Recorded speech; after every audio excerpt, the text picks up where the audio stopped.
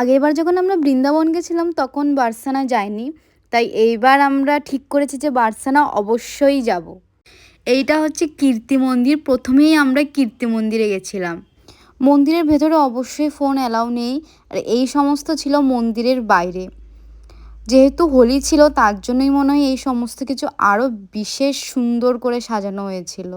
ভিডিওর মাধ্যমে কিংবা কথার মাধ্যমে কিন্তু এই সাজসজ্জাগুলোর সৌন্দর্যটা প্রকাশ করানো যায় না। সেটা যদি নিজের চোখে সামনাসামনি দেখা যায় তাহলে বোঝা যায় কতটা সুন্দর এই সমস্ত জিনিসগুলো।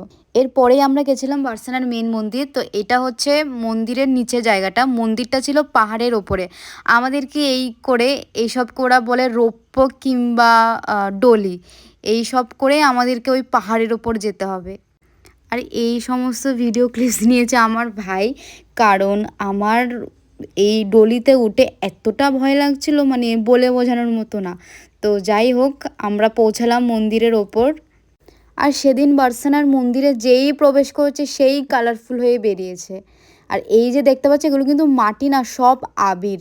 আবির দিয়ে ভরে গেছে সব জায়গা। প্রতিটা মানুষ ওপর থেকে নিচ অব্দি আবিরে ভর্তি। আর এখান থেকে আমরা পুজোর ডালা নিয়েছি। অনেকটাই কিন্তু ভিড় ছিল। আর এই সিঁড়ি দিয়ে সবাই মন্দিরের ভেতর প্রবেশ করছে। আর এই হচ্ছে ভেতরটা। এই পুজোর জন্য প্রচণ্ড ভিড় ছিল এখানে। এরপর আমরা পুজো দিয়ে বেরিয়ে গেলাম। আর এই পুজোর এই মালাটা আমার ভাই গলায় ঝুলিয়েছে। আর এই হচ্ছে আমাদের অবস্থা, যে যেদিক থেকে পারছে সেদিক থেকে আবির ছুটছে। সত্যি বলতে খুব ভালোও লাগছিল এই সমস্ত জিনিসগুলো। ফার্স্ট টাইম বৃন্দাবনে হোলি দেখলাম।